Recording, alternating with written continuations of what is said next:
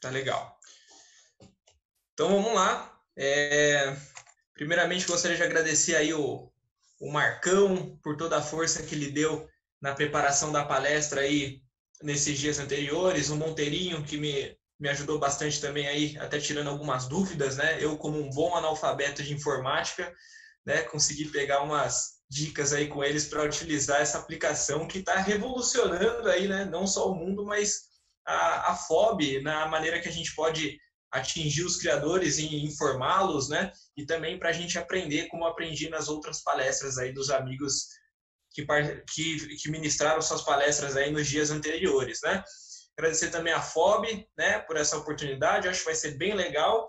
E hoje eu preparei uma palestra para a gente falar sobre os psitacídeos, né, que é o segmento ao qual a gente iniciou uma gestão aí no ano passado, né, comigo, e que precisa de muito incentivo aí para a gente colocar os números que correspondem com o número de criadores que a gente tem no Brasil para esse grupo tão diversificado de psitacídeos que eu vou explicar para vocês aí hoje, né? Quem são os participantes, quais são as principais características, um pouco de história natural. Eu, como um viciado em história, também gosto de mesclar isso aí às aves, gosto de saber como que era antigamente. Vou apresentar um pouco para vocês aí hoje. Já peço desculpas se tiver algum erro, esse aqui é uma palestra de teste, justamente para a gente acertar alguns erros, né, que tiver aí, tanto nos slides quanto nas minhas falas, e também pegar a sugestão de vocês aí para a gente melhorar, né, a nossa palestra a fim de atender melhor aí os criadores.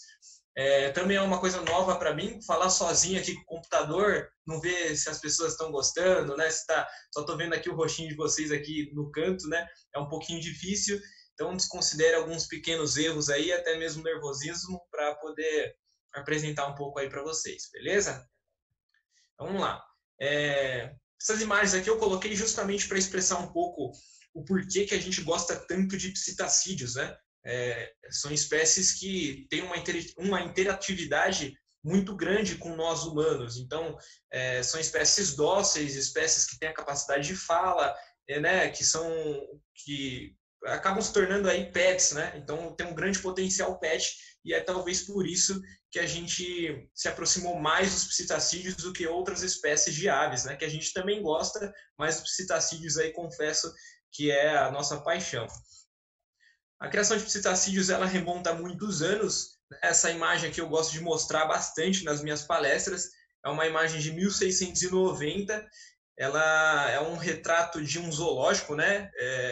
Que tinha antigamente. E são aves, como vocês podem perceber, de diversas regiões no mundo, né? Então a gente tem um grande Alexandre da Índia, nós temos um Loris chlorocerculus da Indonésia, Loris ornatus também da Indonésia, os cardeais da Virgínia, papagaio do Congo da África e o Loriculus galgulus aqui da Austrália. Então, naquela época, já existia um comércio muito grande, né, de psitacídeos como animais de estimação e também era cogitado também que algumas espécies já eram criadas, né, em gaiolas, em carcaças de tartarugas, enfim. Então, como vocês podem ver, algumas dessas espécies aqui, elas foram retratadas em 1690 e a maioria delas, como por exemplo Loris ornatus, elas foram descritas formalmente 50 anos depois, né? Então isso vem muito antes do que a gente imagina. Como eu falei, eu gosto muito de citar um pouco da parte da história, né, com as aves, inclusive para justificar até os nomes científicos que elas receberam, né? Então a gente tem a Psitacula alexandre, ela foi nomeada em homenagem ao grande Alexandre, né? Alexandre o Grande, que por volta de 356 a.C., né, que foi quando ele nasceu, quando começou a era dele, ele tinha sempre ele iam para as Índias e buscavam muitos psitacídeos e traziam para a Grécia, enfim, para Roma, e povoaram a Europa com essas espécies. Inclusive, uma delas, que é o Psittacula alexandre, foi nomeada em homenagem a ele, né? Depois, Aristóteles, né, que 322 antes de Cristo, ele nomeou, né, uma espécie de psitacídeo que foi a base do nome do gênero, né? E nessa obra já foi citado naquela época a primeira descrição de um psitacídeo que hoje é conhecido como periquito de cabeça de ameixa, né? Psittacula cyanocéfala.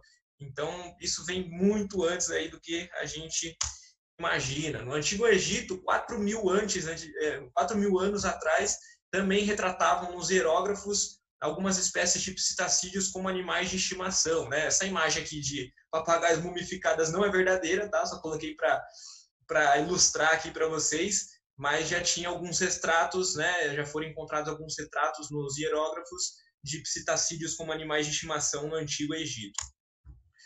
Isso vem muito antes do que a gente pode imaginar, né? Na criação primitiva, tanto para animais de estimação, né? Como essa imagem que vocês podem ver aqui, não sou eu quando era pequeno, mas é uma imagem aqui de uma curica, né?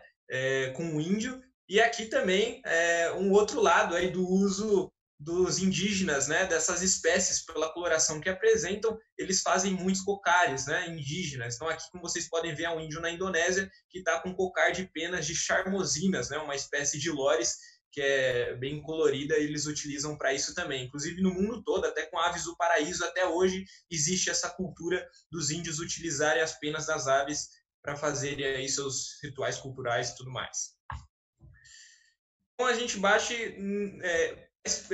por que os psitacídeos geram tanto interesse, né? Então a gente vai começar a explicar agora quais são as características dos psitacídeos. A gente tem uma família, né, dos psitacídeos que tem 85 gêneros e mais de 360 espécies de aves conhecidas, ou seja, é um grupo bem diversificado e grande, né?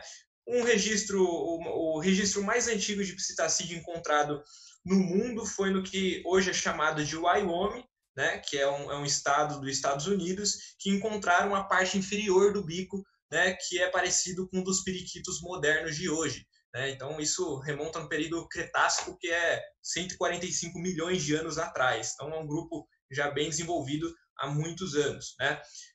A maior diversidade desses psitacídeos vivem no hemisfério sul. Mais para frente eu vou mostrar para vocês a única espécie do hemisfério norte. Principais características dos psitacídeos, tá? Bico curvo, como vocês podem ver aqui, utilizado para quebrar sementes, né, para se alimentar, roer cavidades de ninhos na natureza, utilizam para se proteger também, possuem uma força descomunal, né, no bico. Patas zigodátilas, né, que significa 2 dedos para frente, 2 dedos para trás, que tem a capacidade de pegar alimentos, auxilia na alimentação, na escalada, né, e também até na própria defesa em algumas ocasiões, né? E principalmente o cérebro mais desenvolvido. Os psitacídeos são como os humanos das aves, né? Algumas espécies possuem a capacidade cognitiva de uma criança de 5 anos de idade, de tão inteligentes que são. Algumas espécies são mais inteligentes. Eu costumo dizer que os psitacídeos, que inteligente é pouco para eles, né? Não sei se vocês já viram, já leram, né, ou já ouviram falar desse livro, muito sobre a inteligência dessas aves nesse livro. A Irene lá nos Estados Unidos, e ela passou a levar esse papagaio do Congo para a universidade e tudo mais, de inteligência, e perceberam que essa ave tinha capacidade mental de uma criança de 5 anos de idade, com capacidade de reconhecer formas, cores e números. Era incrível, ele falava mais de 300 palavras. Brasileiro aqui, alguns chamam de papagaio baiano, aí dependendo da região. O nosso aqui, ele repete o louro. Esse papagaio, por exemplo, você falava, oi, louro. Ele falava, oi, tudo bem, e você? Entendeu? Então, inclusive, aqui eu deixei uma primeira frase, que é fique bem, te amo. Foi a última frase que esse papagaio disse para sua dona, né, para Irene, antes de morrer. Ou seja, quem tiver a oportunidade de ler esse livro vai gostar bastante, tá? E, além disso, eu separei algumas coisas aqui também sobre a inteligência deles. Calma aí, que deu um... E desculpa aí, pessoal, tivemos um erro aqui. Vamos lá. Volta lá. Aqui acho que tem animação. Boa, né? Agora foi. Que tem animação aqui, travou, pessoal. Vamos lá, desculpem, hein? Vamos pegar o fio da meada aqui de novo. Então, eu separei algumas matérias aqui que mamíferos, e agora nos psitacídeos isso foi identificado também. Foi um estudo feito na Alemanha, onde tinha alguns papagaios do Congo numa caixa, né? E eles recebiam umas fichas, e essas fichas eles trocavam por alimento. Em determinado período do estudo, alguns papagaios não receberam essa ficha e tinha só uma janelinha para o amigo, né? Para o papagaio da caixa do lado poder ajudá-lo para receber ali uma recompensa, que no caso é o alimento. E esse papagaio pegava a ficha e passava para o lado para poder ajudar. Então aí eles descobriram que os papagaios também se ajudam, né?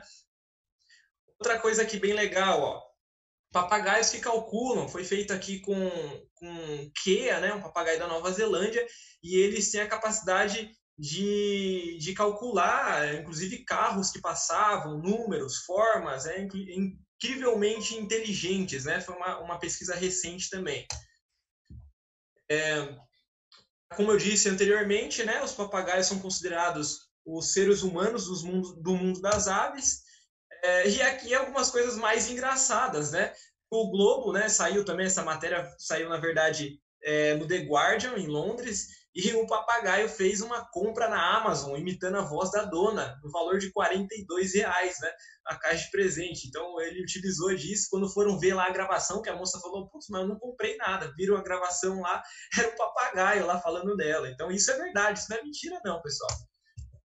E aqui depois, né, os papagaios sendo utilizados em ponto de tráfico para avisar a chegada da polícia para os traficantes. Olha só onde que chega isso, né?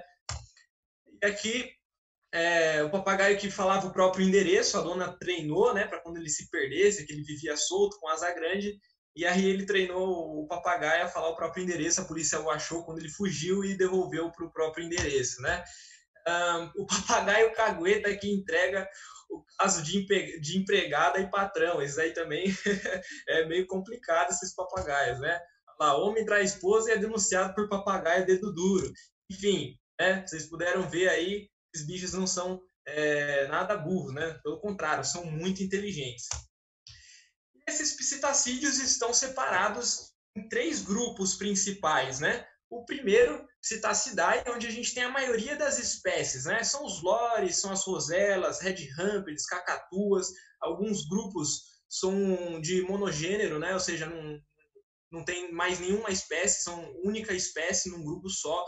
Tem algumas espécies, alguns gêneros aqui que já estão considerados extintos, né? Mas em uma próxima palestra a gente pode citar cada espécie dessa, falar um pouquinho, porque, vamos supor, lóis, a gente tem 55 espécies, né?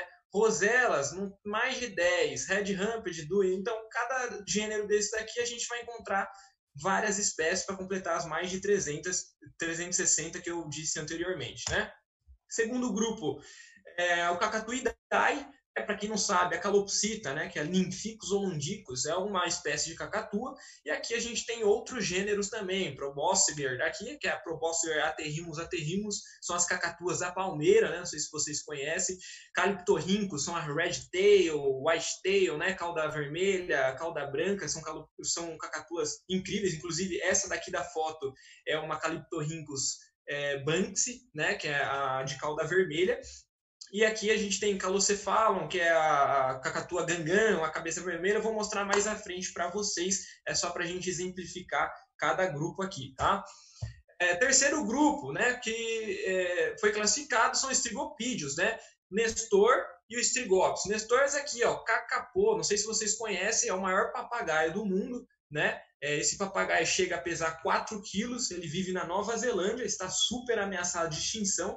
Tem pouco mais de 140 indivíduos de vida livre na natureza. O próprio governo da Nova Zelândia desenvolve projetos de conservação, inclusive utilizando a criação em ambiente doméstico para a reintrodução dessas aves, né? E são papagaios que não voam, tá? Eles têm uma asa aqui, mas elas não têm nenhum valor, né? Ela não serve para nada, porque eles são muito pesados, eles vivem no chão com essas patas grandes aqui, e por isso até que eles estão entrando em extinção, porque gatos e ratos domésticos, né, invasores, estão dizimando tanto os filhotes, ovos e até eles mesmos, né? E aqui o Kea, né? Desculpa, esqueci de falar, o Kakapo tem esse nome, que Kakapo é Kaká, vem do dicionário Maori, né? Kaká significa papagaio, pô, noite. Então é um papagaio da noite que ele tem hábitos noturnos, né?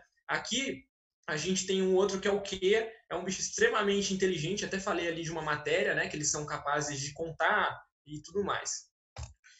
Bom, o menor papagaio, né, o menor psitacídeo que a gente tem no mundo são as micropsitas. Elas pesam cerca de 13 gramas e têm 10 centímetros de comprimento, são minúsculos, né? Então, são chamados até de papagaios pigmeus, né? E o maior é a Anodorhynchus hiacintinus, mais conhecida aí como arara azul, né? Arara azul grande, são 4 espécies de arara azul. Essa é a maior, que chega a pesar 2 quilos e medir até 1,20 m de comprimento. São gigantes.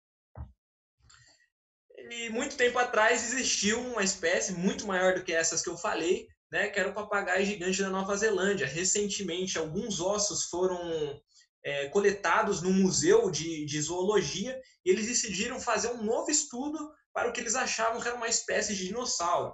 Então eles pegaram e concluíram que na verdade era uma espécie de psitacídeo, né? Então esse papagaio ele tinha mais ou menos 1 metro de comprimento e vivia na Nova Zelândia também. Que lugar de espécies diferentes, né? Depois eu vou falar um pouquinho dos cacaricos ali, vocês vão entender o que eu estou falando, essa paixão por aves da Nova Zelândia, principalmente os psitacídeos, né? Bom, sobre a distribuição, a maioria dos psitacídeos são encontrados no hemisfério sul. Atualmente, na verdade, os endêmicos são do hemisfério sul. A única espécie endêmica do hemisfério norte foi o periquito da Carolina, que foi extinguido, né, no início do século XX nos Estados Unidos. Era a única espécie endêmica do hemisfério norte, né? A título de curiosidade, o Brasil, quando foi descoberto, teve um dos primeiros nomes como Brasil Terra dos Papagaios. Era Terra Papagaio, como ele foi designado, porque quando os colonizadores chegaram aqui, viram aquela abundância de araras, papagaios e, enfim, muitos psitacídeos e apelidaram a nossa terra assim. Inclusive, na carta que foi para Pero Vaz de Caminha, dizia aí, mencionava, inclusive, muitas espécies de papagaios. É incrível, né? Dimorfismo sexual, algumas espécies possuem, né? Na verdade, muitas espécies de psitacídeos possuem dimorfismo sexual por características externas, como é o caso do papagaio Ecletus, né? Inclusive, é uma espécie que durante muitos e muitos anos os pesquisadores achavam que eram duas espécies diferentes. Mas não, na verdade o macho é todo verde e a fêmea é toda vermelha. Uma espécie que vive na Austrália, algumas espécies de ecletos, né, que são 9 ao todo, vivem na Oceania, né, nas ilhas ali de Papua Nova Guiné, enfim, várias ilhas naquele arquipélago, e cada uma tem uma diferença que eu vou mostrar um pouquinho mais à frente para você.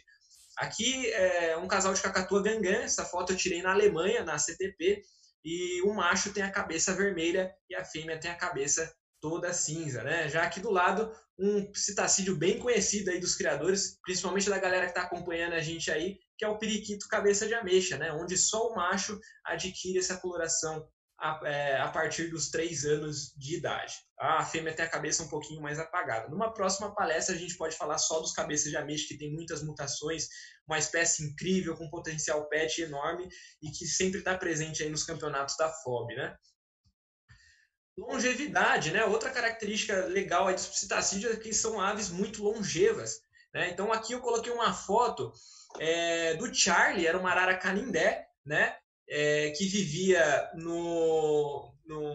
na Inglaterra, e ela foi do Winston Churchill até a sua morte em 1965. Inclusive, todo mundo duvidava que essa ave foi do Churchill, até para o santuário onde ele foi depois que o Churchill morreu, e aí puderam ter a confirmação de que realmente era dele, porque ela falava algumas frases antinazistas, né, xingando nazistas e tudo mais. Essa arara, ela completou 114 anos em 2014. Né? Então, olha só, galera, a minha aqui provavelmente vai ficar para os meus filhos e netos, né? A gente não vai ver, graças a Deus, né? São aves que vivem muito. Há outros psitacídeos, como lores, periquito australiano, calopsitas, né? Tem uma longevidade menor, né? Então vivem aí de 15, 20, 25 anos. Essa longevidade aí vai de acordo com cada espécie. Assim como muitas espécies de animais, os psitacídeos também sofrem muito com o tráfico de animais, né? Com a perca de habitat, né? Enfim, é o que o nosso mundo está passando hoje em dia. Inclusive, mostrei anteriormente para vocês que uma das principais características dos psitacídeos é ter essa interatividade com nós, seres humanos, de falar, né, de ter a docilidade, vir na mão, de serem companheiros e tudo mais. Né? Então, essa característica também contribui para que elas sejam traficadas. Né? Então, infelizmente, essas aves sofrem muito com isso.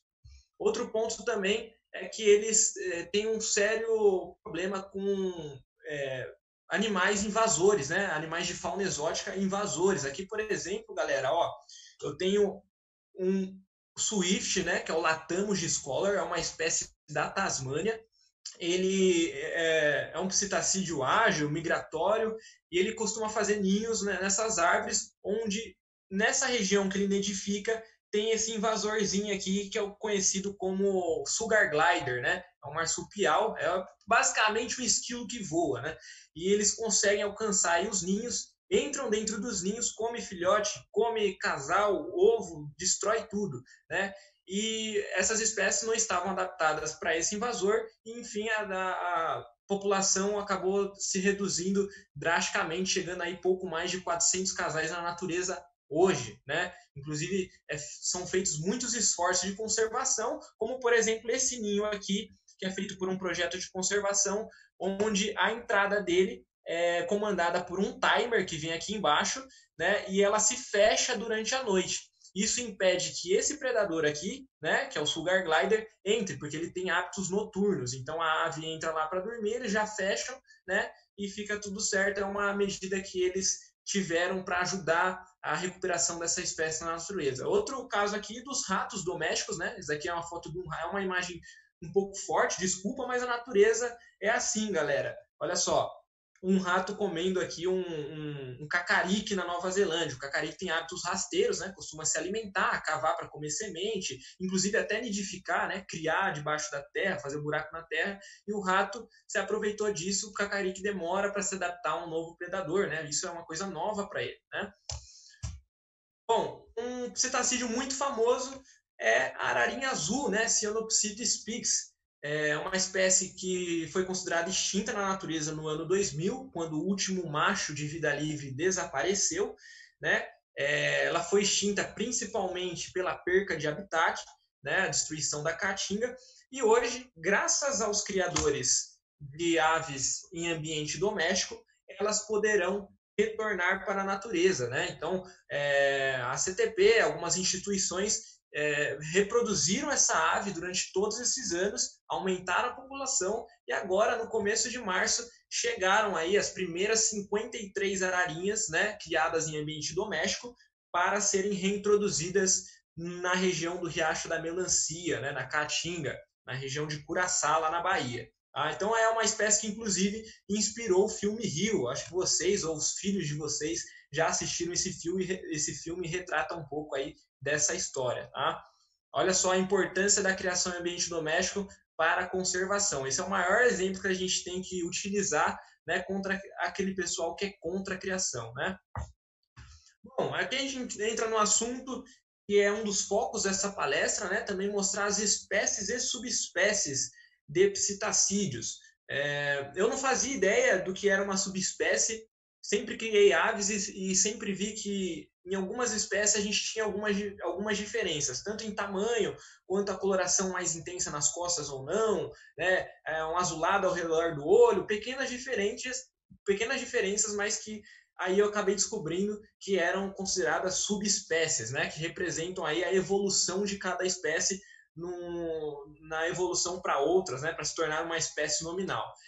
Aqui eu fui convidado para classificar essas aves no Museu de Zoologia da Universidade de São Paulo, né, o Museu da USP, e lá a gente encontrou essa coleção de aves, né, aqui estão todas taxidermizadas, mas é um banco genético muito importante aí para apuração das espécies, né, mapeamento genético e tudo mais. Aqui eu trago para vocês algumas dessas espécies. Não tem como mostrar todas, né? Essa aqui é uma palestra genérica, inclusive a gente tem que tomar cuidado até com o tempo aqui da palestra, né? Mas aqui eu separei algumas espécies interessantes que eu gostaria de mostrar para vocês, né? Por exemplo, os Lorius lori, né? Que tem várias subespécies, né, dentro do mesmo grupo. A gente tem um Lorius lori, que tem esse colar junto com essa marcação na barriga, né? O Lorius lori erythothorax, que já tem o peito vermelho, o Somu, que não tem o peito vermelho e não tem esse colarzinho aqui, né? E o Seonoshen, que tem aí a cabeça um pouco mais preta, asas debaixo da asa é azul ao invés de vermelho, como outras espécies, né? Então são pequenas diferenças aí que classificam essas espécies entre subespécies, que são divididas normalmente entre ilhas na Oceania, né? Aqui a gente também tem alguns lórios garrulos, né, que são os lórios amor-amor, aí conhecidos popularmente pela galera. Eu separei aqui umas fotos que eu tirei no Museu de Zoologia. Eu sempre criei lórios, sou apaixonado por essas espécies, e aqui eu estava tentando descobrir quais eram as subespécies que estavam classificadas, essas aves que foram coletadas na natureza na década de 60 por alguns pesquisadores, né? Então aqui a gente tem um Lorius garrulus flavopalliatus, ele tem esse coração amarelo nas costas, né? Do outro lado, aqui no lado oposto, a gente tem um Lorius garrulus, que é a espécie nominal, ele não tem o amarelo nas costas, e aqui no meio a gente tem um Lorius garrulus morotaianus. A única diferença dele é um pouquinho do tamanho e esse verde na região da cloaca. Ou seja, são pequenas diferenças, mas que representam evoluções genéticas muito grandes. São aves idênticas praticamente fenotipamente, mas geneticamente são aves muito diferentes. Eu vou aqui, como eu estava falando antes, o Lorius lori com colar no pescoço, descendo até a região da cloaca. A título de curiosidade, essa espécie fala muito mais que papagaio, né? A gente tem aqui também um Lorius lori erythothorax, eritro, coloração, tórax, a parte do corpo, ou seja, peito vermelho, tá? Então, é o significado aí do nome. Procurem pelo documentário Austrália, Terra dos Papagaios. É um documentário que eu estou falando na Austrália, contando algumas particularidades dessas espécies, como por exemplo os ecletos, que a fêmea ela chega a se acasalar com 8 machos numa região aí de 100 quilômetros quadrados. Todos eles acasalam com ela, todos eles alimentam, né? Então é até uma explicação para a galera que fala para mim: ô Andrei, mas eu tenho aqui um casal de ecletos e não enche ovo, viu? Como podia trazer muito, né? E podem ver aqui as principais diferenças dessas duas espécies aqui, né? Essa aqui é o Ecletus rorata. Até a gente se confunde mesmo quando a gente vai no criador ou olha, a maioria que está no Brasil e até mesmo fora do Brasil, como eu vi em alguns criadores, estão hibridizados já, não são características 100% puras, né? Alguns criadores conseguiram manter isso, como é o caso desse criador no Rio de Janeiro que eu fotografei, que tinha essa Vosmaeri pura, que é um bicho espetacular, né? Na minha opinião, é um dos psitacídeos mais lindos que existem no mundo. Não sei se vocês concordam aí comigo. Bom, mais comum, né, das roselas que a gente tem hoje é a Platycercus eximius, né, que tem subespécies. Como vocês podem ver aqui, a Platycercus eximius elesica, ela tem a coloração mais intensa na cabeça e elas são ligeiramente maiores. Já a Platycercus eximius gemenensis é uma espécie da Tasmânia, ela foi classificada nesse nome de gemenensis por Van Diemen, que era um rei da região, né, da Tasmânia, no tempo de Império, e isso foi atribuído a esse nome, essa característica dela, que é da Tasmânia, né? Uma ilha, para quem não conhece. Então aqui vocês podem perceber que são escamas maiores, né? Mais preto nas costas, uma coloração rosela espetacular, né? Mescla com azul e amarelo. A gente tem Adicitus, que é a espécie nominal, que tem esse peito amarelo, né, e a bochecha um pouquinho azul, em suas características naturais, puras, né? Na maior parte do mundo, essas aí a gente não tem mais essas espécies tão puras em ambiente doméstico, só na natureza, onde foram tiradas essas. E vai até a região do pescoço, não tem a bochecha azul, né? E a cabeça varia do amarelo até uma coloração quase toda branca. Inclusive tem algumas fotos na natureza. E os cacariques, né? Os cacariques são um gênero bem interessante, inclusive 2 espécies desse gênero já são consideradas extintas, né? Infelizmente, inclusive pela ação de predadores introduzidos, e a gente hoje tem algumas espécies de cacariques, por exemplo, a mais comum no mundo todo, que é a Ceanoranthus novae zelandiae, né, que é a espécie nominal, é o cacarique de testa vermelha, que é o que todos conhecem, que no Brasil tem bastante, na Europa ele já tem muitas mutações, canela, fallow, azul, arlequim dominante, arlequim recessivo, inclusive está virando uma febre a criação dessa espécie no mundo todo, justamente pela quantidade de mutações que apresentam e também pela docilidade desses animais. Inclusive aqui, quando eu crio, eu tiro os filhotes do ninho já totalmente formados, não precisa nem alimentar na papa, que eles já saem mansos na mão. É impressionante o quanto eles são mansos, né? E esse comportamento mostra também porque algumas dessas espécies, como por exemplo aqui o Auriceps, estão ameaçadas de extinção, porque eles são muito mansos, os predadores conseguem atacá-los com muita facilidade, né? Outra aqui, ó, vou passar o slide para ficar fácil, né? Aqui a gente tem esse que eu estava explicando, o Novae zelandiae, é o mais comum. Aqui a gente tem o Ceanoranthus unicolor, que é o cacarique das Antípodas, né? Uma ilha ali no arquipélago da região ali da Nova Zelândia, e ele é bem maior que os demais e não tem nenhuma marcação aí na testa, é praticamente todo verde, né? Inclusive uma curiosidade sobre esse gênero, Ceanoranthus significa ciano, é uma coloração azul clara, né? E ranfus é bico, como por exemplo os ranfastídeos, né? Que são os tucanos, bico grande. Então é uma característica deles aqui, ó, o bico um pouco azulado claro, né? Aqui a gente tem o malherbe, super ameaçado de extinção, se não me engano tem 180 na natureza, é o testa laranja. E por último, o Auriceps também ameaçado de extinção, que é o testa vermelha, né, com a coroa amarela.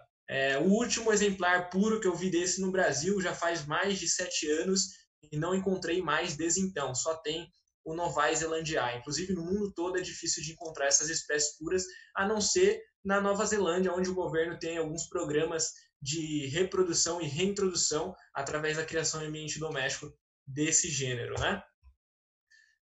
Depois que eu falei tudo isso sobre essas espécies e subespécies, eu entro num assunto aqui que às vezes pode ser até delicado para alguns criadores, que às vezes as pessoas até me interpretam um pouco errado, né? Que é a questão do hibridismo. Na criação de psitacídeos, ela faz parte do processo de domesticação, sim, né? Mas a gente tem, por preferência, garantir que as características naturais de cada espécie sejam preservadas. Então, por isso eu sempre digo que hibridismo jamais, né? Isso pode comprometer a qualidade genética do nosso plantel nacional, né? E principalmente esse conceito que todos nós criadores temos, né? De que criar é conservar e preservar. Se criar é conservar e preservar, não podemos jamais reproduzir híbridos. É claro que algumas espécies já foram criadas há muitos anos, né, como por exemplo algumas raças de canário que já estão incluídas no processo de domesticação, assim como cães e gatos. Então isso não tem problema. Mas hoje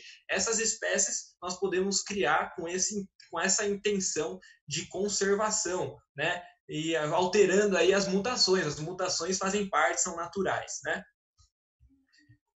Então, até explicando aqui, desculpa, é a terceira vez que esses lores aparecem aqui, vocês devem estar até enjoados, né? Mas é um dos casos que eu mais gostei de estudar, são desses lores que eu sempre via isso daqui, ó, né? Um lores com o peito todo manchado. Eu falei, nossa, que diferente, eu tenho um com o peito todo vermelho, outro com o peito todo azul, e esse daqui é todo manchado. Aí eu acabei descobrindo com as pesquisas que eu fiz que era, na verdade, um lores híbrido, né? Inclusive, a título de informação aí para vocês, o cruzamento entre subespécies não é considerado mestiço, como muitos chamam aí. Não, eu tenho aqui um ringneck com um grande Alexandre, ele é mestiço. Não, não é mestiço, ele é híbrido. E cruzamento entre subespécies também é considerado híbrido, né? Até o Danilão aí deu uma palestra de agapornis, inclusive vocês estão acompanhando no YouTube aí, ó. Entre na palestra dele, foi uma palestra espetacular, e ele fala também sobre a importância de vocês manterem esse grupo dos agapornis, né? Se não me engano, são 9 espécies puros também, né? Hoje a gente vê muito Fischer com Personata, né? Rosei Collis, não sei lá quantas, enfim, é uma doideira, e ele explicou bem sobre isso daí na palestra dele. Confiram aí no canal da FOB no YouTube, que vai estar lá registrada essa palestra. E é tudo de graça, né?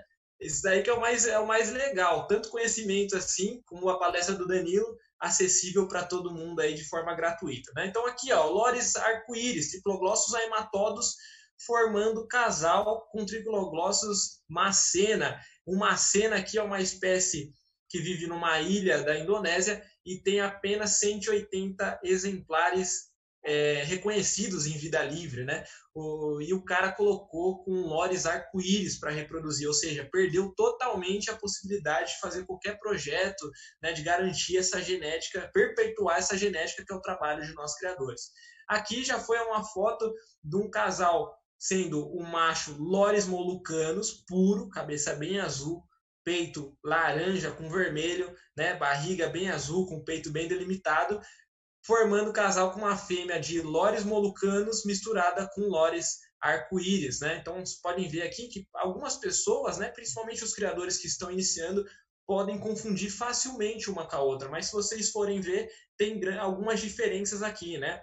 A parte do dorso, da cloaca, a cabeça menos azulada, essas estrias pretas no peito, enfim, até dá para identificar esses híbridos, né? Se vocês verem, óbvio, né? Criar essa espécie, tudo bem, mas não cheguem a reproduzir, né? Não coloquem no plantel para reproduzir essas espécies.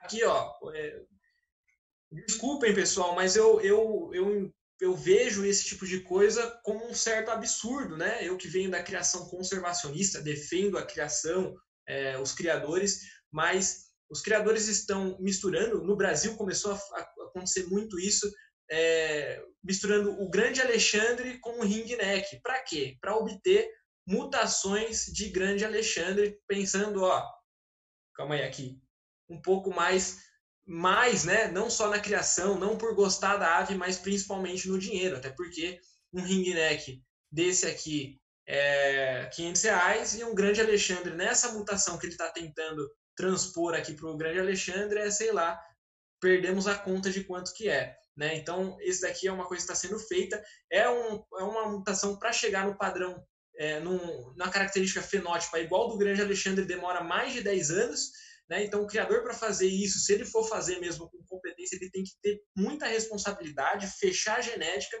para fazer, mas não de qualquer jeito, já vender F1, porque um mexiço desse daqui, ó, caindo no plantel nacional, já compromete toda essa genética. Né? Então, criem essas espécies puras. Outro exemplo aqui, ó, Rosella adicitus com Rosella exímios. Olha aqui, ó, cabeça de uma, corpo de outra. Como identificar os híbridos de Rosella adicitus. Olha aqui, ó, peninha vermelha na cabeça da adicitus adulta. A adicitus pura, quando ela chega até mais ou menos uns 10 meses de idade, ela ainda tem umas peninhas vermelhas na cabeça. Isso é uma característica natural que ela nasce de cabeça vermelha. Mas uma híbrida, quando ela termina essa muda de pena, quando ela já tem 2, 3 anos aí para ter certeza e tiver ainda as peninhas vermelhas, é uma das características que foi misturada com a Rosella exímios, tá? Aqui eu gosto de mostrar essa foto aqui, foi na casa do meu amigo Rogério Ventura, que se não está acompanhando agora vai acompanhar depois aí a gente, um dos nossos churrascos entre criadores, né? Olha só, uma galera aqui todos carecas, né? Os criadores aqui olhando um viveiro discutindo a mutação que é aquele ringneck. Um fala que é turquesa cobalto, outro fala que é violeta, outro fala que é clear tail, e aquilo ali vai por horas. Quando você vê, já tem um monte de marmanjo olhando ali um viveiro só esse nosso amigo aqui que está com a cervejinha na mão, né, que não está querendo muito saber, mas ele está olhando outra ave, provavelmente outra mutação que vai virar a próxima pergunta ali do grupo. Então, as mutações são a nossa loucura e, ao mesmo tempo, principalmente, a nossa paixão, né? Porque ela gera uma variabilidade aí dentro do grupo, não só dos citacídeos, mas de todas as aves, inclusive a FOB hoje, a boa parte da existência dela se deve às mutações, aos padrões que a gente vem selecionando, né? Aqui alguns exemplos de mutações. Eu tive que tirar algumas fotos aqui, pessoal, para caber esse meu quadradinho aqui, deu falando, né? Mas numa próxima palestra a gente mostra melhor aí com mais fotos, mais exemplos, né? Então, a gente tem aqui um casal raríssimo de uma cacatua gala azul portando hino, com uma fêmea lutina portando azul, né? Que provavelmente vai nascer uma das primeiras albinas aí do mundo, né? Cacatua gala albina, já pensou? Olha aqui, ó, que legal, no balde preto, ó, uns filhotes, né, de pastel. Olha a diferença de um pastel para o outro. Olha que fascinante entender isso, entender a genética dos citacídeos, né? Cacarica arlequim, red opalino laranja, ringneck cobalto, neofema azul, peito branco, red ramped rubino laranja, cabeça de ameixa diluído, Lores Molucanos Arlequins, inclusive saudade desse filhote aqui, foi um dos nascimentos que me deixou mais feliz, né? O Cacarique aqui amarelo, não é lutino, né? Como o pessoal acha, é a mistura de Arlequim dominante, Arlequim recessivo e canela. Pessoal, me desculpe se eu estou falando um pouco rápido, tá? Mas é para a gente passar aí as apresentações e depois a gente responder a dúvida da galera, tá? É uma palestra para a gente apresentar o grupo de psitacídeos para vocês, principalmente para meus amigos criadores de canários que estão acompanhando aí. Vamos ver se eu incentivo alguém a vir para esse grupo dos psitacídeos, assim como eu tenho vontade de criar alguns canários ou exóticos, né? Aí dentro da FOB e participar algum dia. Vamos lá, com calma a gente chega, né? Esqueci de falar aqui. Dentro das mutações, a gente também tem a seleção genética, né? Através da nossa seleção, a gente consegue selecionar um padrão. Então, aqui a gente tem Red Rumpets, né? Psephotos rematonotus, é uma das espécies mais criadas no Brasil, com muitas mutações reconhecidas, e essa daqui é a mesma mutação, tá? Só que aqui a gente tem um opalino verde com sulfusão vermelha bem marcado, e aqui a gente tem um opalino verde sem sulfusão. Isso são características de seleção. Inclusive, eu postei a foto aqui de alguns filhotes seguindo essas características, né? Então, esse daqui é filho desse casal, e esse aqui é filho desse casal que chegou, tá acompanhando aí a genética dos pais, né? Outro ponto legal, essa foto eu tirei em 2014, quando eu criava Lores. Olha só, 2 casais diferentes de algumas seleções que eu fazia, né? E tirei algum filhote com um peito bem amarelo e outro filhote com um peito bem vermelho, né? Isso tudo é seleção genética que a gente vai fazendo. Seleção também é padrão de qualidade. Olha só, aqui de novo, né, um red opalino com sulfusão bem marcado, e aqui uma foto que eu peguei na internet de um com sulfusão, mas não tão bem marcado. Essa ave aqui, né, vai demorar um tempo para ele selecionar as aves que forem nascendo mais vermelho até chegar numa ave como essa. Isso é a seleção genética e é o que a gente aprecia na FOB. Quanto mais selecionada, mais trabalhada uma ave em porte, padrão da mutação, desenho, né, das asas, perfeição aqui, ó, das asas, das remiges, das unhas, do bico, do olho, é o que a gente leva em consideração nos campeonatos. Inclusive, os psitacídeos, né, tá precisando de uma forcinha aí para a gente levar uma galera para participar lá da FOB. São muitas espécies, como eu estou mostrando para vocês, né, e a gente tem um número bem reduzido aí de psitacídeos nos campeonatos. Vamos ver se nesse ano, né, se tudo der certo aí com essa questão do coronavírus, está deixando a gente louco em casa. Vamos ver se dá certo a gente fazer o campeonato e todo mundo comparecer aí com os psitacídeos, né? Bom, aqui a seleção do porte também, né? Essas calopsitas aqui são do criador alemão chamado Otto Lutz. Ele tem inclusive um livro muito bom sobre genética de calopsitas. Quem gosta de calopsita, adquira esse livro. Eu acho que está disponível na Amazon. E vocês podem comprar, ele mostra bem aí sobre a genética de calopsitas. Pessoal, quem cria calopsita, bateu o olho nessas fotos aqui, já viu que é uma coisa espetacular, né? Olha o tamanho do topete dessa calopsita, né? O tamanho da bochecha dessa calopsita aqui, ó. Ela pega quase da base do olho até a parte cinza. Isso é impressionante, é uma característica de seleção de muitos anos.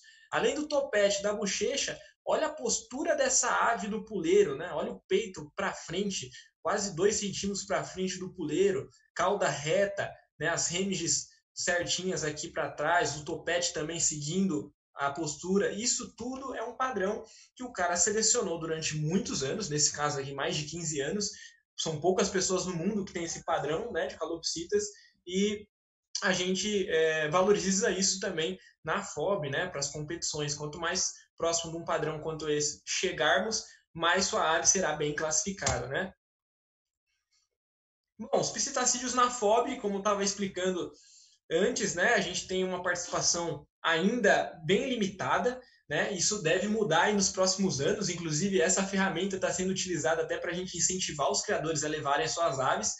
Não fiquem com medo. Eu, inclusive, quando eu levei da primeira vez, falei, nossa, nem vou levar, só tem criador top lá, vou levar minha ave, né? Vou, sei lá, se desclassificar. Mas o pessoal falando, Andrei, leva, que às vezes você tem uma ave boa e você não sabe. E mesmo se sua ave não for classificada, não for campeã, você vai saber o padrão que você deve seguir para os próximos campeonatos. E isso foi uma das coisas que me incentivou muito na criação, né? Reproduzir aquela ave que não foi classificada no primeiro ano, até atingir um padrão bacana e levar no próximo ano. Então ficava aquela ansiedade, que é uma coisa que eu estou convidando todos vocês aí para participarem, né? Aqui é um Cacarique, né? Campeão, 90 pontos.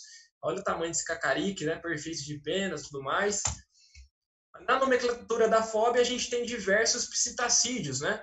E esses psitacídeos foram colocados nessa nomenclatura através da constância nos campeonatos, né? Então, não vai ter, por exemplo, uma cacatua negra, né? Um Caloptorhynchus bansky, que só tem, sei lá, 4 casais no Brasil, né? Que é difícil uma aparição no campeonato. Então, os grupos foram selecionados de acordo com as espécies mais criadas no Brasil, né? E as espécies que têm uma constância no campeonato brasileiro. Vou mostrar um pouquinho de cada grupo, eu selecionei as imagens, né? Aqui, Neophemas e Neopsifotos, aqui é uma Neophema esplêndida, uma aqui uma conhecida como Turquoisine, que entra nesse grupo, né? E um Burke, que inclusive tem várias mutações também.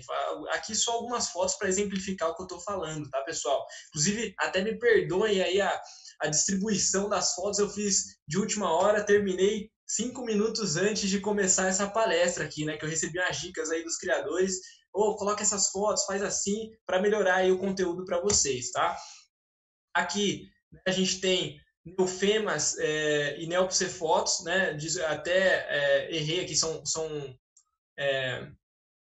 eu errei, esse Neophema aqui tá errado, pessoal, me desculpem, mas são os Neopsifotos, e aí a gente tem os Politeles, né? Cionoranfos, que são os Cacariques, fazem parte, né? Então, a gente tem também o príncipe de Gales, que não está nessa foto aqui, mas ele faz parte desse grupo. O Regente, que é uma mutação diluída, né, de asa aberta, coisa mais linda. Esse aqui, inclusive, é do meu amigo André Canella, que está acompanhando aí. Um Hooded, né, olha só, o macho todo azul com asa amarela, coisa mais linda, a fêmea mais simplesinha, né. A gente tem o grupo dos Picefox, né, que são os Hematonotos, são os Red Rampeds. É um grupo isolado, só tem o Red Ramped nesse grupo, justamente pelo que eu expliquei anteriormente. Tem muitas mutações, né? E é um grupo bem extenso de mutações, são muitas. Então, eles já comparecem no campeonato. E tá lá, aqui, por exemplo, ó, o palino laranja, palino verde com sufusão. Essa ave aqui já apareceu umas 15 vezes nessa palestra, né? Na próxima eu vou mesclar, pessoal, prometo, tá? Aqui um rubino laranja, né? Aqui a gente tem uns filhotes aqui, palidino azul e alguns rubinos laranjas, só para exemplificar aí algumas mutações desse psitacídeo, que é incrível. Aí a criação deles é fácil, né? Não exige tantos cuidados especiais, né? Se reproduzem com facilidade e tem muitas mutações. Roselas, né? A gente tem aqui uma Rosella adcitus, a Rosella eximius cecilae, uma subespécie, Rosella pastel, uma mutação, né? Uma penã laranja, então algumas mutações aqui, algumas espécies de roselas. Não deu para colocar todas, né? Mas, como repito, a gente vai fazer mais palestras aí em breve para falar só das roselas ou só dos reds e tudo mais. Os forpos, né, são bem conhecidos aí do pessoal que participa do Campeonato Brasileiro, já foi uma febre no Brasil, caiu um pouco, mas tem um grupo aí que inclusive está formando um clube novo aí na FOB, bem animado com os forpos, que cria porque gosta, né, independente de qualquer valor, né, de venda e tudo mais, está criando essas espécies para selecionar e participar de campeonato. Tem muitas mutações, é um psitacídeo bem legal de criar, né? Ringnecks, todo mundo conhece, ringneck, nome inglês aí, colar no pescoço, né? Psittacula cremer, tem várias mutações também, inclusive eu vou dar um puxão de orelha aqui nos criadores de ringneck, né? Tem que participar dos campeonatos, são muitos criadores, muitas mutações, inclusive raridades aí pelo Brasil. Se todo mundo participar, a gente consegue fazer um campeonato bem bacana dessas espécies. Tanto do verdinho lá, do mais comum, até um clear tail calopsitas, né? Como mostrei antes, aqui tem uma outra foto do outro lutus, aqui outras, né? Mostrando aí um pouquinho do tamanho, marcação, tem calopsitas melhores fotos, né? Que em breve vou mostrar para vocês também. É um grupo isolado, inclusive mais um puxão de orelha, né, pessoal? A gente tem, as calopsitas são uma das espécies mais populares no Brasil de criação, para começarem a participar, fazer alguns eventos específicos, a gente tem que ver isso daí para incentivar os lores, né? Aqui a gente tem várias espécies de lores, Eupelis, ornatus, bailarina, amor, molucã, brasileiro também, né? Tem alguns criadores de lores aí que podem estar acompanhando a gente e aquele monte de gente ali olhando, tirando foto, né? Chama muita atenção e está explicado pela coloração deles. Né? Espécies que fazem parte desse grupo na FOB, né? felizmente participam aí de quase todos os campeonatos. Nosso amigo Newton, aí, inclusive, que é o diretor de psitacídeos da OBJO, sempre comparece aí com o papagaio, essas espécies lindas. Inclusive, uma novidade aí para vocês, esse ano, como era antes que um Ecletus concorria com Forps, né? Então, esse ano a gente vai tirar o Best in Show por grupo, né? Daqui em diante já saiu aí, inclusive, para vocês acompanharem no anuário, né? Já saiu essas modificações. Inclusive, fiquem atentos aí, tanto nos agapodes, em vários segmentos, tiveram algumas modificações nas regras, inclusive, vejam que vale muito a pena vocês se interarem sobre isso, tá? Quem ficou com alguma dúvida sobre mutações, sobre espécies, né, grupos que participam da FOB, como inscrever o seu psitacídeo, é uma das perguntas que eu mais recebo na época de campeonato, fica aqui uma dica para vocês adquirirem o manual de julgamento, né? O manual que é muito importante, aí faz parte de todos os julgamentos. Tá aqui o contato, se vocês estão vendo pelo celular, printem aí, ou se não, entra aí no site da FOB, tem aí o e-mail, o WhatsApp, façam suas aquisições que vale muito a pena estar se inteirando sobre isso aí para poderem participar com padrão, com qualidade, tá? E aqui fica meu convite.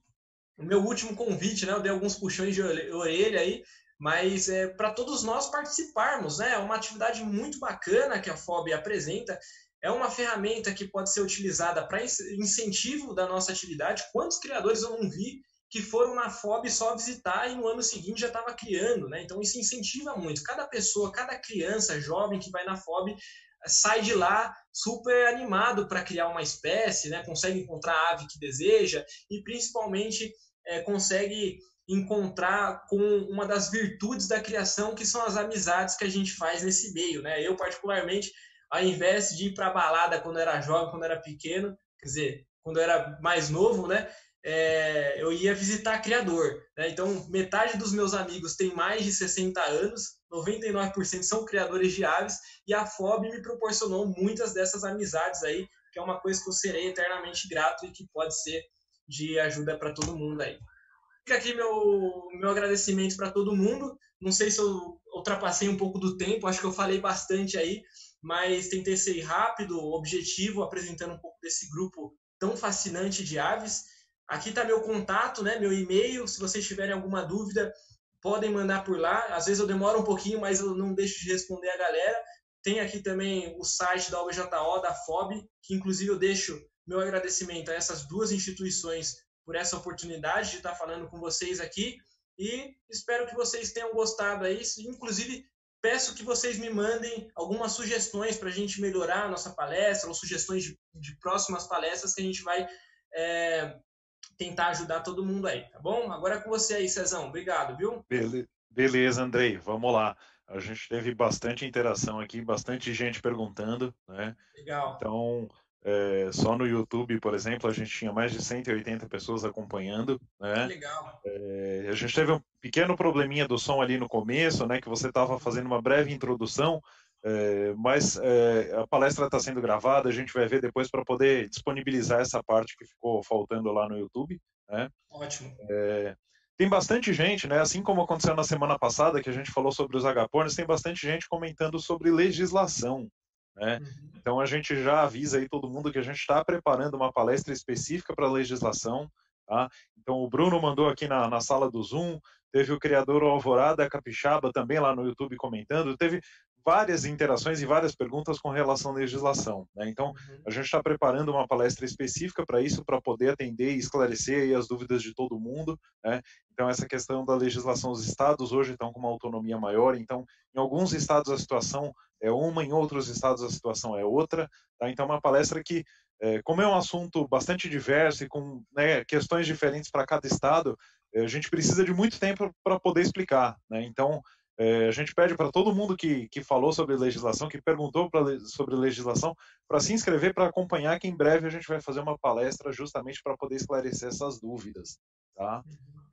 A gente até... Inclusive, Cezão, até desculpa te interromper, mas para a galera aí que são filiados da FOB, algum clube da FOB, né, foi criada uma nova diretoria, né, com o Aníbal Rolim para cuidar desses assuntos aí, né, para nos ajudar nessa luta aí, né, por nossos direitos como criadores e tudo mais, e também auxiliar os criadores né, o que pode ou não fazer aí dentro das suas criações. Então, vamos esperar ansiosamente aí por essa palestra que a FOB está preparando. Beleza. Né? O pessoal está elogiando bastante, está interagindo bastante. Né? Legal.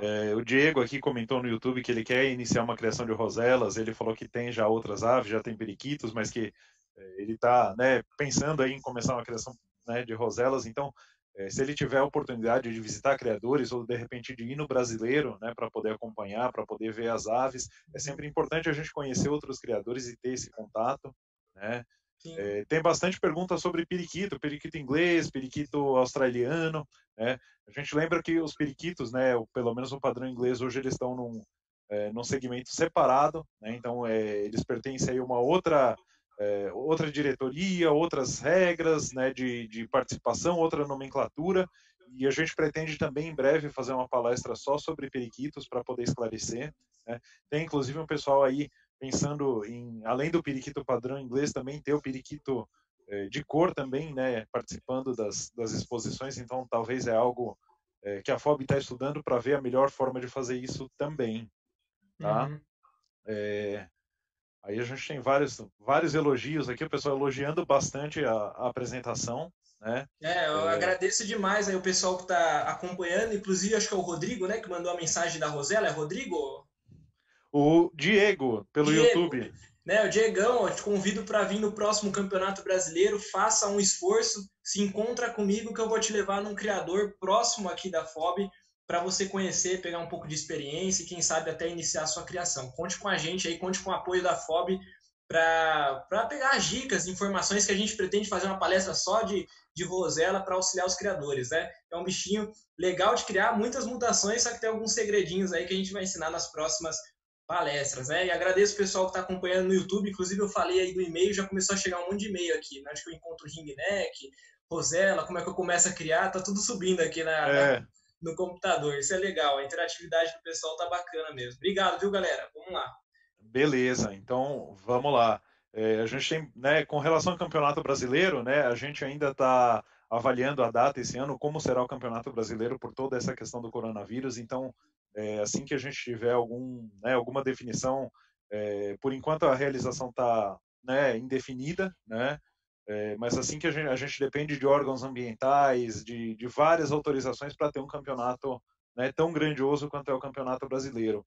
Sim. Então, a gente está aguardando aí uma definição de todas essas, né, autoridades para a gente ver o que vai ser possível fazer, quando vai ser possível fazer, como vai ser possível fazer. É só acompanhar que assim que a gente tiver alguma definição, a gente... Eu acho que é... A gente está... A gente... mamar de novo.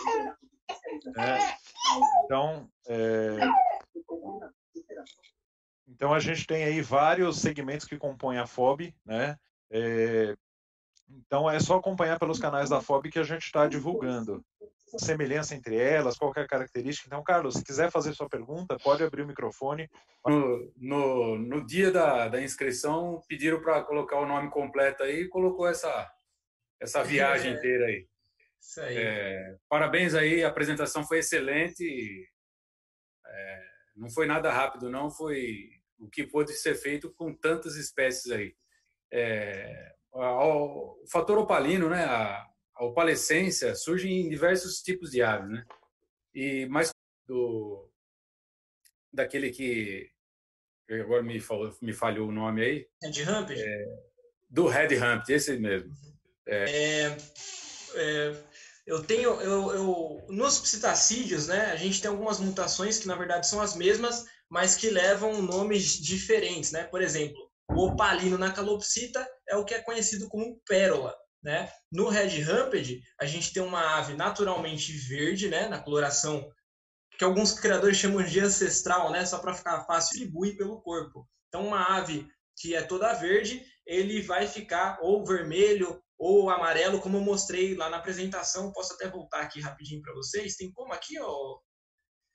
Calma aí. Pode sim, André. É só voltar, hein? Aqui. Calma aí. Então, aqui, ó. Vou puxar aqui embaixo.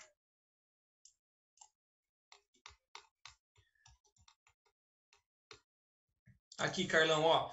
Então, a gente tem vários padrões de opalino, né, através da seleção. E aqui é um opalino sem sufusão. aqui é um opalino com sulfusão vermelha, que é uma característica dentro dos opalinos. Né? O que ela faz? Essa ave aqui, ó, naturalmente ela é verde. Eu não tenho foto de um red ramped verde aqui, por incrível que pareça, né? Me desculpem, mas ela é uma ave verde, ela ficou amarela, né? Ela redistribuiu essa coloração, né? E nas costas dela ficou verde. Então, ela altera, intensifica e redistribui a coloração, né? O pigmento pelo corpo da ave. A genética do Red Ramped é bem interessante, né? São várias mutações conhecidas e tem um padrão bem diferente entre elas. Como é uma coisa que está em desenvolvimento ainda, tem algumas mutações que não foram fixadas ainda, mas eu sei que existem, justamente por essa grande diferença entre elas. O opalino é uma delas, né? Na FOB, por exemplo, o padrão do opalino com sulfusão vermelha é cabeça, nuca e costas com vermelho. O peito teria que ser amarelo assim, né? Isso é como está o manual atualmente. Essa ave aqui é o que eu tenho chamado, como alguns criadores de fora chamam, de full red. A gente não tem nem nomenclatura no Brasil para elas ainda competirem. Inclusive, essa ave foi para o Campeonato Brasileiro, para demonstração, só que ela caiu da mesa justamente porque ela não seguia esse padrão, apesar de ser uma ave linda, né? Então, até voltando aí, se a gente começa a falar de mutação, é tanta coisa que a gente vai entrando num caminho, numa palestra nova só disso, né? Mas, Carlão, basicamente intensifica e redistribui a coloração do pigmento aí pelo corpo da ave, tá? Beleza. Beleza, sensacional. Esclareceu então a dúvida, né, cara? Belíssimo, né? Esclareceu sim. Obrigado. Beleza. O Rogério perguntou aqui também, Rogério Feitosa, perguntou com relação, né, a algumas mutações dos Red Rampeds também, né? Diferença em alguns, né, do turquesa para o ardósia. Então, Rogério, se quiser fazer sua pergunta, a gente está à disposição.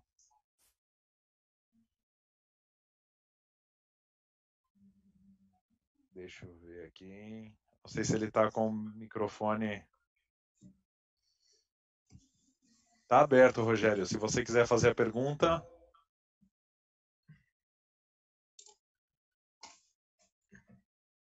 Bom, eu não sei se ele está acompanhando aqui. Tá? Então, ele estava com dúvida aí a diferença entre turquesa e o ardósia. Ele falou que, inclusive, no anuário ainda consta como se fosse uma coisa só, né? E parece que tem criadores que já estão indicando aí, né? Percebendo que são coisas diferentes. É isso aí, Rogério. Depois, provavelmente, você vai ouvir aí o que a gente está falando, né? Mas só para esclarecer sua dúvida, essa é uma dificuldade de entendimento mundial.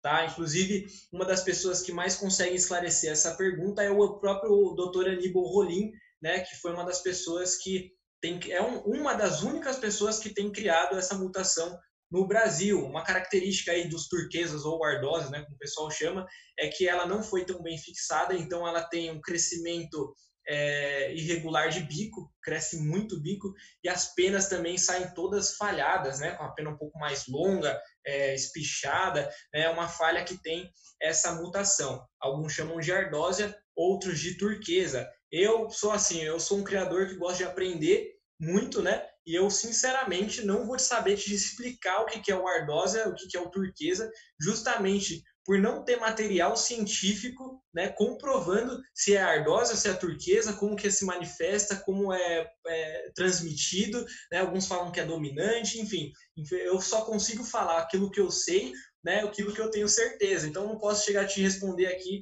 uma coisa que não está definido para ninguém no mundo. Inclusive, tem muitos criadores aí fora do Brasil chamando de red turquesa. Isso dá aquelas brigas em grupo. Não é turquesa, turquesa não existe. Senão, se você colocasse o turquesa com o hino, já nasceria o cremino, e já fizeram isso, não sai cremino em red ramped, então não é turquesa, porque o turquesa é um par blue, né? Então, enfim, é uma discussão tremenda nos grupos aí, e é por isso que a gente precisa da participação dos criadores, mais reuniões, mais criadores mais ativos na FOB para a gente fazer essas reuniões e tentar chegar num consenso, né? Tentar aprender todo mundo junto. Eu, inclusive, sou uma das pessoas que querem aprender aí do que se trata essa mutação, tá?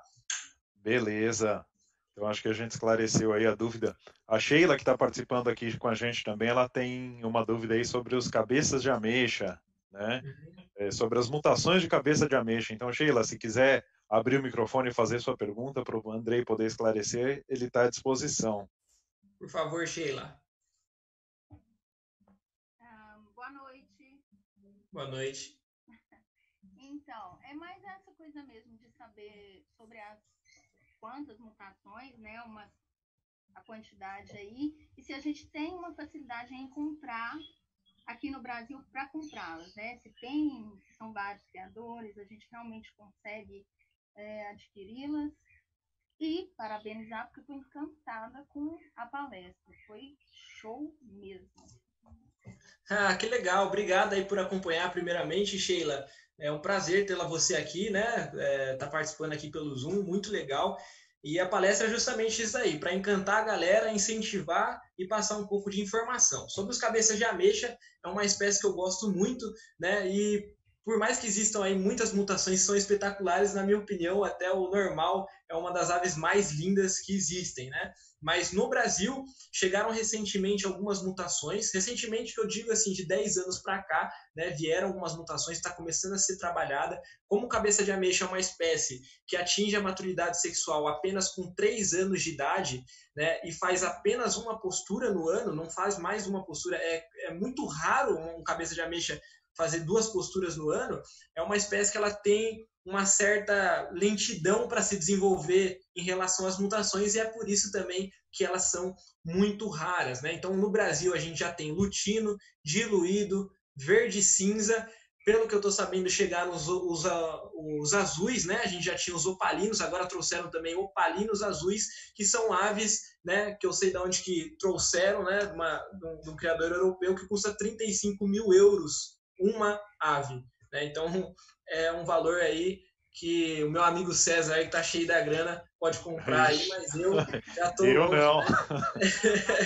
Eu tô longe, mas lutinos, diluídos são mutações mais difundidas, né? Que nos últimos anos, com o passar dos anos, vai tendo mais. É aquela famosa lei da mão invisível, né? Da Adam Smith, oferta e procura. Então, conforme tem muita oferta, o preço vai caindo. E aí você encontra lutinos, lutino, obviamente, o macho vai ser mais caro, por ser uma mutação ligada ao sexo, né? Diluídos já é mais recessiva e você consegue ter mais aves, e você encontra aí na faixa de 5 a 10 mil cada ave, né? Nas mutações de cabeça de ameixa. A mutação mais em conta aí de cabeça de ameixa hoje em dia, de um criador com nota fiscal, autorizado pelo IBAMA e tudo mais, você vai encontrar aí verde cinza, 2.500, 3.000 cada um. Cabeça de ameixa normal, cerca de 2.500, 3.000 cada ave. Eu acho até muito barato pela espécie que é, pela dificuldade de reprodução e pelo potencial pet. São aves que ficam absurdamente mansas, né? Eu conheço alguns pets, é incrível aí essa espécie. Se você cria avaliação ali, que é bem bacana. Espero ter ajudado aí na dúvida. Palestra, quero muito. E eu quero cabeça de ameixa. Ah, legal. Entra lá no YouTube, tem o meu canal lá no YouTube, que é a Bird TV. Beleza. Acho que esclareceu. Então, o pessoal está perguntando bastante, né, de palestras de outros segmentos, né? Então, o pessoal perguntando palestra exclusiva, só perguntando de palestra de canários de canto, dos timbrados. Então, é só acompanhando no site da FOB, né, no site da FOB, no Facebook, no Instagram, que a gente vai estar divulgando as palestras que vão, né, toda semana, às quintas-feiras, às 8 da noite, a gente vai ter uma live aqui, né, no YouTube da FOB. E cada semana tem um tema de um segmento diferente, né? Então é só ir acompanhando que a gente vai divulgando, a gente tenta priorizar, né, sempre colocando que meio que sumiu da FOB, mas essa galera tá bem animada, se é o que eu tô pensando, né? Beleza. Vamos lá. O Márcio Pisol perguntou pelo YouTube se você tem alguma dica aí de manejo especial para reproduzir as neofemas turquoisines, né? E as neofemas, de um modo geral, que são um pouco mais chatas. Extra só para isso, né? Mas já que foi feita a pergunta, é um prazer aí poder ajudar com um pouco que eu sei, tá? Não sou expert em nada, para que fique bem claro o que eu estou falando aqui, um pouco da minha experiência, né? Inclusive, se vocês puderem somar isso, elas fazem parte de um grupo bem peculiar, elas são um pouco sensíveis, né? Então, a criação delas deve ser feita em vento, né? Senão você vai ter um pouco de problema, um pouco protegido, um pouco de problema. Não, você tem que ser protegido, né? Para você não ter nenhum tipo de problema, preferencialmente longe de outras espécies, como ringnecks, roselas, um ambiente mais separado para elas. É assim que os criadores têm muito sucesso na criação na Europa, né? Principalmente tem um criador, inclusive entrem aí na República Tcheca, né? que, putz, agora vai me falhar o nome desse criador, ele cria essas neofêmeas em gaiolas maiores do que é o padrão aqui no Brasil. O pessoal tem mania de criar em gaiolas de 50 centímetros. Essa alimentação, tanto o processo de sazonalidade, produção, né? Não indico, eu sou um defensor, não indica nenhum tipo de ração extrusada. Você tem que fazer uma mistura de semente boa, complementar com uma farinhada de boa qualidade, né? Feitas qualidade super premium, que a gente chama, né? Com grãos integrais, de alta digestibilidade, que vocês podem fazer aí, vocês podem fornecer para as aves, e aí com certeza terão um bom espécies, né? Gaiola um pouco maior, você entra com a formação dos casais, que a melhor forma é fazer um flocking, né? Ou seja, solte machos e fêmeas que você deseja acasalar junto e deixe que eles se escolham naturalmente os casais, porque nessa espécie a corte do macho é um pouquinho mais complicado, mas se você se especializar na criação delas, seguindo esses dados melhores. Beleza. Bom, o pessoal está perguntando aqui também, né? Como faz para iniciar uma criação, né? Quais são as dicas? Lembrando que a gente vai ter uma palestra específica no dia 28 de maio, né? Falando justamente mais sobre questões de manejo, de planejamento de um criadouro, de como funciona isso. Então, o pessoal tá já ansioso, fazendo muita pergunta, mas a gente já tem palestras programadas. Então, para quem está pensando em começar a criação, né, a gente vai ter uma palestra com o Dr. Otávio, carente de literatura, vocês sabem muito bem disso, né? Nós temos poucos artigos, poucas informações técnicas em livros, né? Para a gente visitem criadores, vai um passo de cada vez, com a situação financeira, fornecer o melhor para as aves, tanto em manejo, nutrição, estrutura e bem-estar, né? Colocando enriquecimento ambiental. Com certeza, se vocês fizerem isso, está dentro, você já é um criador, já está no seu sangue. Agora é só se organizar. Começaram agora, né, também, então é algo muito feito aqui no Brasil e a melhor forma de fazer, né? Então é algo que há muito tempo o pessoal pede, né, além dos periquitos estudado, né, qual que é a melhor forma. Eu vi que tem bastante pergunta sobre isso, né, para italiano de cor, né, como a gente está chamando popularmente, vai ficar que nem nos canários, que tem os canários de cor e de porte, nos periquitos aí vai ficar o periquito de cor, né, e o de porte. Então, são altura hoje, né, para participarem da FOB. E a FOB já está providenciando com criadores, com juízes, para a gente tomar essa iniciativa que visa principalmente incentivar, né, são aves com valor agregado baixo, que se reproduzem muito bem. Para ativar isso daí, você que cria periquito de cor, já se filie em um grupo, né, em um clube da FOB, se prepare, peça suas anilhas, comece a anilhar aí 3.8, beleza? Beleza, acho que os papagaios do Congo, para reprodução, se eles precisam realmente de um ambiente mais escuro ou se não tem essa necessidade. É mito, diferente para mim, eu me faço a pergunta, mas por quê? Essa é a principal pergunta do criador, né? O criador curioso, é o porquê. Por que falam que o papagaio do Congo cria no escuro? Né? É um mito que surgiu do nada. Daí começaram a falar que na região que eles vivem, né, no Congo ali e tal, era uma região que vivia nublada e por isso que eles colocavam em ambiente escuro. Não, é mito também, pessoal. O papagaio do Congo, ele vai criar se você der as boas condições de nutrição, de ambiente, né, de formação de casais. É uma espécie que tem a maturidade sexual muito demorada. Alguns criadores falam em 6 anos, mas eu vejo que a média mesmo é a partir dos 8 anos de idade. Né? Como eu disse aqui nessa palestra, os papagaios do Congo são extremamente inteligentes, né? Tem uma capacidade mental de uma criança de 5 anos de idade, então não é qualquer psitacídeo. Então eles têm sim as suas dificuldades de reprodução, por isso que eles têm que estar com as suas necessidades de bem-estar, de qualidade de vida, bem atendidas para reproduzir, ou pelo contrário, eles podem até reproduzir, mas vai ser caso raro, né? E assim, entre aí no YouTube, pesquisem Psitacus catalônia. É um criador na Espanha que tira mais de 400 filhotes por ano, né, desses papagaios do Congo. Olha a estrutura, o manejo, tem alguns vídeos deles que vocês vão ver por que esse cara cria, né? É manejo, é alimentação, é formação de casal, né? É você identificar qual macho está se dando bem com a fêmea e ter bastante paciência para eles atingirem a maturidade sexual. Mas é muito bacana. Criar papagaio do Congo é um sonho, né? Inclusive, eu tô querendo aí um desse para pet, né? Ensinar eles a falar algumas coisas aqui e, quem sabe, um dia criar essa espécie aí, que é muito show. Beleza, Andrei. A gente tem aí mais uma pergunta, Alexandre Bruno, que está aqui no Zoom com a gente acompanhando. Então, Alexandre, se quiser liberar o microfone e fazer a pergunta, ele está com dúvida com relação a calopsitas, né? Com relação aí à questão da sufusão, né, de aves mais marcadas, se isso é realmente uma mutação, se não é, se é seleção. Tá. Então, Alexandre, se quiser fazer sua pergunta. Boa noite. Primeiro, parabéns aí, muito boa palestra. Obrigado, Ali.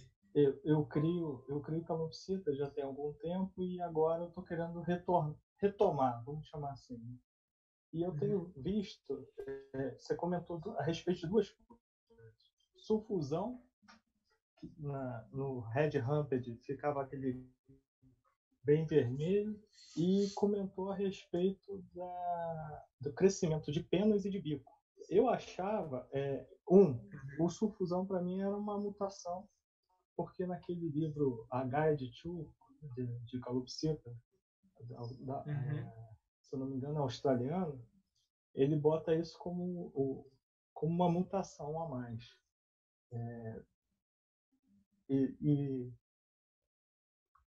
E você comentou que seria seleção, vamos chamar assim. E a respeito desse crescimento de penas e de bico, que eu vi já algumas aves com isso e eu achava que isso era distúrbio alimentar. Me ajuda a entender um pouco. A entender. Tá, beleza. Primeiro sobre sufusão nas calopsitas.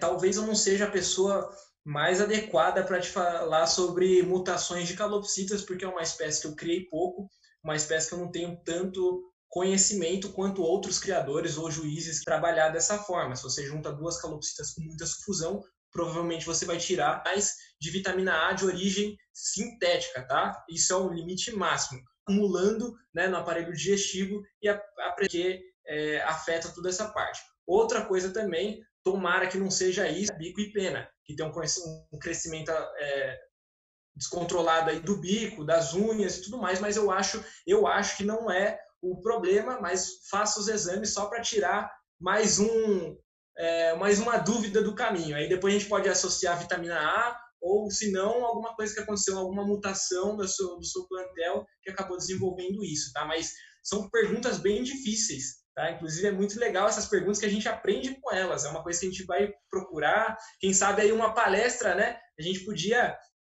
a ideia dos criadores de calopsita agora é participarem mais da FOB. A gente estava com a ideia de trazer um criador de fora, né, um juiz de fora, para tentar passar para a gente o que eles já estão vendo lá fora de novo. Chegou agora no Brasil Yellow Face, né, mutação sexo ligada, Pastel Face, estão sendo selecionados agora, muitas pessoas não sabem. Tem outros padrões, por exemplo, topete, tamanho de bochecha, né, e inclusive no campeonato aí apareceu algumas, o pessoal não sabia dizer o que era, né, e tudo mais. Então, isso é uma coisa que está em desenvolvimento para você ver como o nosso segmento de psitacídeos precisa de um empurrão grande, né, da participação dos criadores, da participação da FOB, para a gente desenvolver e para a gente chegar e ajudar todo mundo. Eu sou só uma figurinha representativa, né? Então, estou aqui para ajudar a galera. Eu não entendo, pelo contrário, não entendo muito, não. Eu entendo até pouco, né, comparado com alguns amigos aí, mas a gente está aqui para ajudar, para trabalhar, fazer nomenclatura, fazer reunião, juntar a galera e tentar resolver essas perguntas difíceis aí, como é que você fez. Espero ter ajudado aí, mas a gente vai... Depois eu sei quem que é você, a gente faz um bate-papo depois aí para tentar descobrir junto aí e aprender junto, beleza? Beleza. Obrigado. Só complementando, hoje eu não tenho pássaro com isso, mas eu tinha na verdade, eu tinha uma família que me dava vários pássaros com esse problema. Eu parei de criar essa família. Eu achava que era alguma coisa de má formação de fígado, alguma coisa assim, família específica. Mas hoje eu não tenho mais nenhum. Assim, não posso nem fazer exame, nada por causa disso. Sim.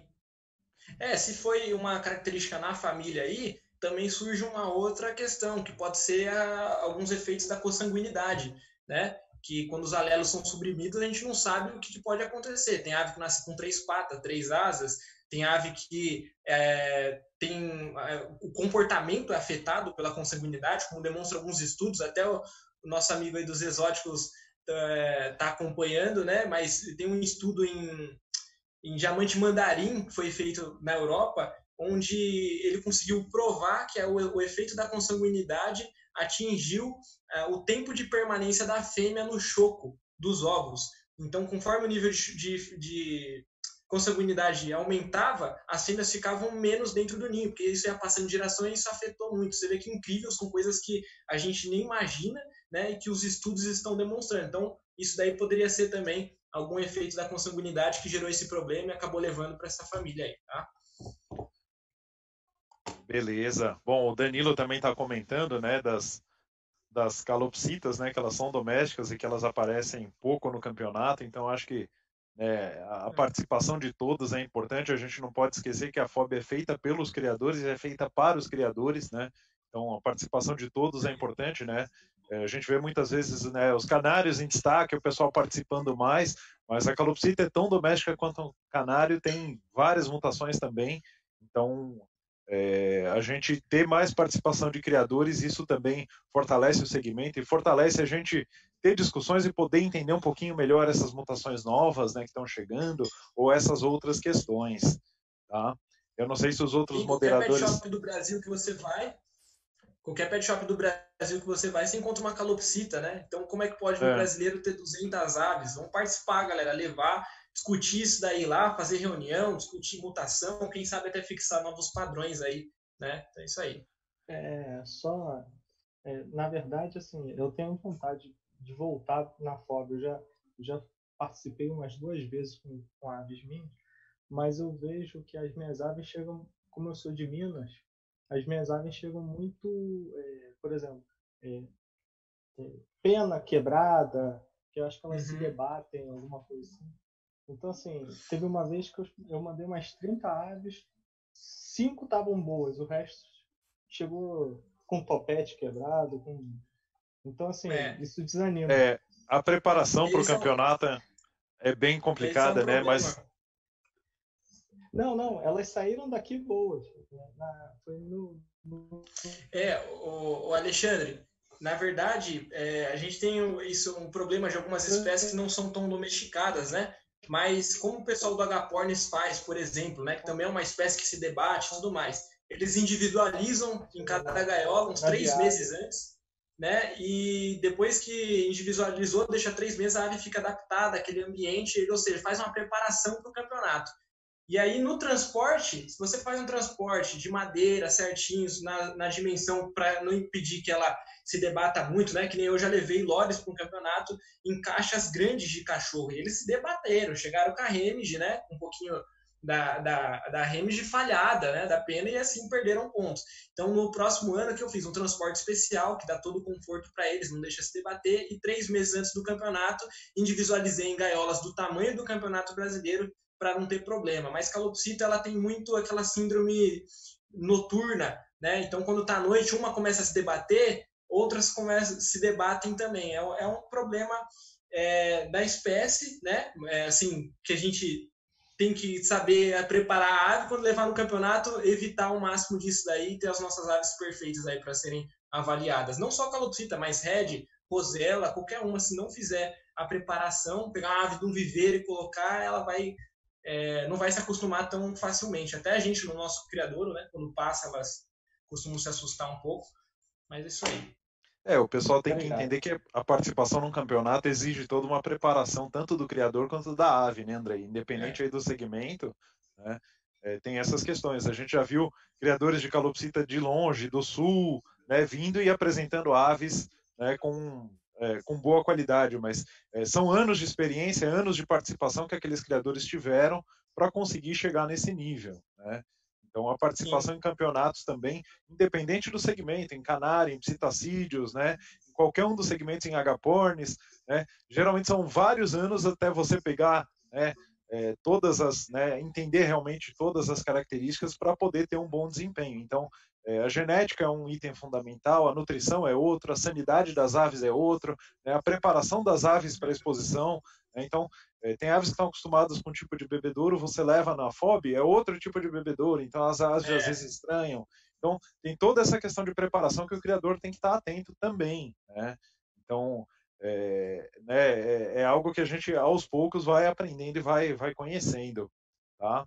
Ô Cezão, por isso que a gente fala para visitar o criador no primeiro ano, ver isso, conversar com os criadores que já participam, acompanhar. Até a FOB agora está fazendo os vídeos sobre o Campeonato Brasileiro, prestar atenção nessas coisas para fazer um campeonato, o primeiro, da melhor forma possível, e vai aprendendo depois também. Mas é o que o Cezão falou aí, tanto a criação quanto a participação no campeonato, ela é feita por pilares, né? Se um pilar não está de acordo, os outros não vão aguentar a estrutura, né? Então tem que pensar em tudo aí, tanto nutrição, manejo, preparação para o campeonato, saúde e tudo mais. Vamos lá, Cezão. Beleza. A gente tem 2 perguntas aqui do YouTube, o Cripa vai trazer elas aqui pra gente, ele tá de olho lá. Vamos lá, Cripa.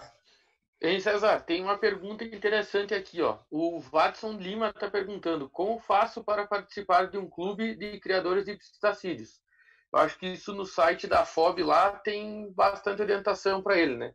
Então, ver a região que ele é, entrar em contato com o clube e aí se associar. Eu acho que basicamente é isso, né? Isso, a gente tem algo a complementar.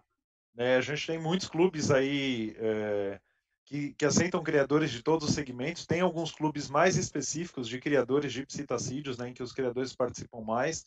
Então, mas o criador pode entrar no site da FOB e procurar a relação de clubes mais próximos ali da cidade dele e poder se cadastrar também, né? Tem clubes de criadores aí que atendem todo o Brasil, né? Apesar deles ficarem eventualmente em uma ou outra cidade, mas eles hoje fazem um trabalho bem grande aí de envio de anilha pelos correios, né? De atendimento por WhatsApp, pela internet. Então tudo isso hoje facilita. E Cezão, fica a dica também, se o cara já é criador, já participa e tem interesse de montar um clube, a FOB ela fez algumas modificações para facilitar a abertura de novos clubes, né? Então entre em contato com a FOB nesse e-mail aqui que eu deixei na palestra, pergunta lá para a Adriana, ela vai mandar um e-mail mostrando todo o passo a passo para formar um novo clube. Se você tem bastante amigos aí na sua região, né, e quer formar, vale bem a pena, você consegue unir a galera e fazer um negócio bacana aí, todo mundo junto, numa mesma coisa só que a FOB, né? E como o Cezão falou aí também, se na sua cidade não tem clube, tem os clubes online, né? O COCAD é um deles, do Esmerinho lá no Rio, que é a CPJ também, né? Faz um trabalho online, tem vários criadores que ajudam os criadores que estão em regiões mais distantes, que não tem um clube tão próximo, né?